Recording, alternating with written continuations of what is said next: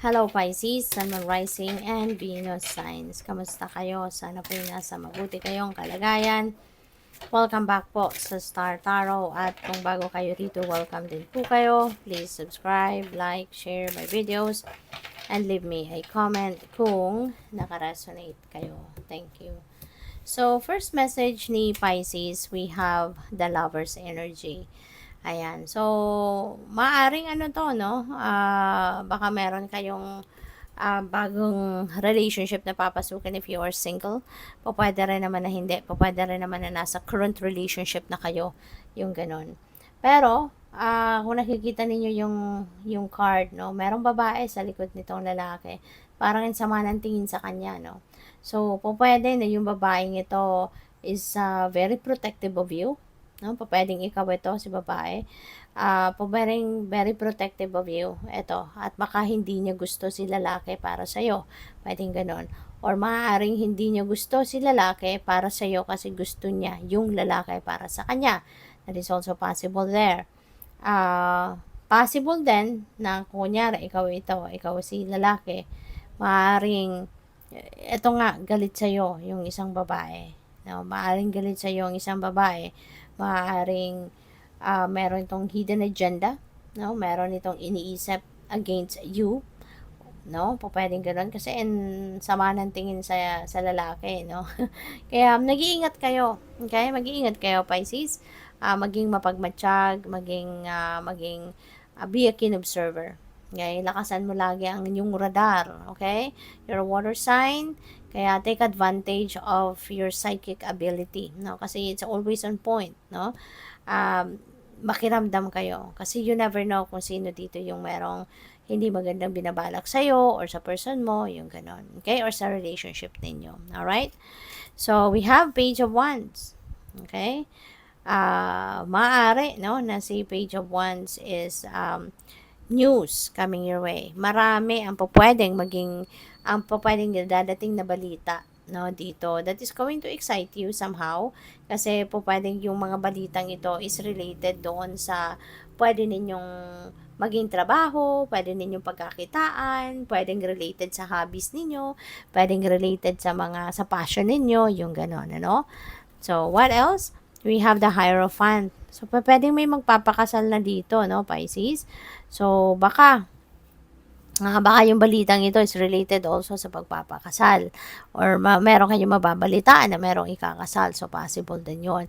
Pwedeng yung pagpapakasal na to is related dito, no, sa Lover's energy. Baka yung babaeng ito, nanay, no? Maaring isang nanay ito, baka nanay ng babae or nanay ng lalaki.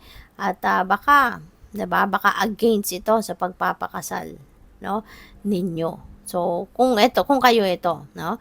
Kasi pwede rin, no, na pwede rin na yung couple na to pwedeng malapit lang sa puso ninyo. Pwedeng yung nanay is ikaw, 'di ba? Pwedeng ganun din. So depende 'yan sa inyong sitwasyon. Whatever resonates.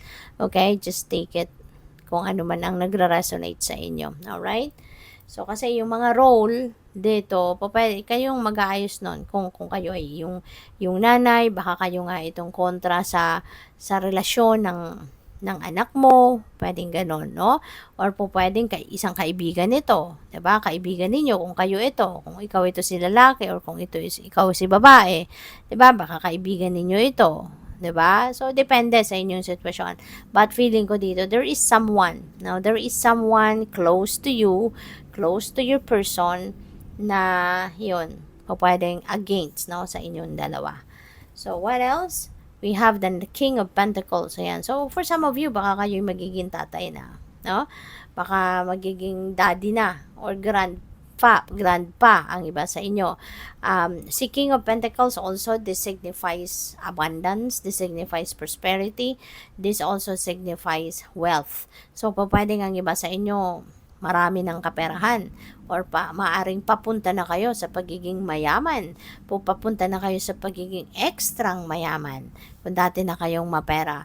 Ang laki ng kapentacle na hawak ni King of Pentacles, ang gold, ang kanyang corona. So, parang nandoon na siya, no, sa trono talaga na marami ng kayamanan, marami ng pera, established na sa kanyang money, career, and finances, 'di ba? Yung parang wala na siyang inaalala pa, 'no, pagdating sa pera, pagdating sa trabaho, sa posisyon sa trabaho, sa negosyo, yung gano'n, ano. So, maaaring ganito kayo, 'no, maaaring ito yung baka katulad na kayo ni King of Pentacles sa ngayon na talagang wealthy na, 'di ba, established na sa inyong money, career, and finances, or baka papunta na kayo, 'no, sa trono niya.